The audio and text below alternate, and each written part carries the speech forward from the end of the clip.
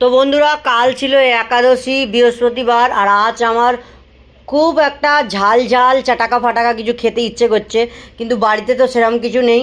তাই আমি chicken noodles কিনে এনেছি, দেখতে পাচ্ছ চিকেন নুডলস।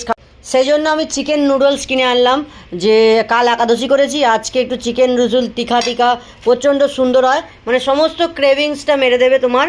আর যেহেতু আমি কালকে পুরোটা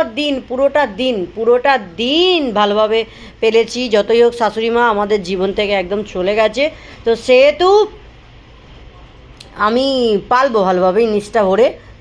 তো সেই জন্য আজকে চলে এসছে চিকেন নুডলস নিয়ে। তো দেখতে পাচ্ছেন এখন আমি চিকেন নুডলস খাবো। কাল একাদশীর কারণে কিছু খাওয়া হয়নি, না ভাত খেয়েছি আর না কোনো রকম কিছুই খাওয়া। আর রুটি পরোটা খেয়ে আর সেদ্ধ খেয়ে মুখে যেন আলা পড়ে গেছে। তাই আমার মনে হলো একটু পাল্টানো দরকার, পাল্টে খাই, তারপরে দেখা যাবে, যা হবে হবে। তো চলে এলাম নিয়ে।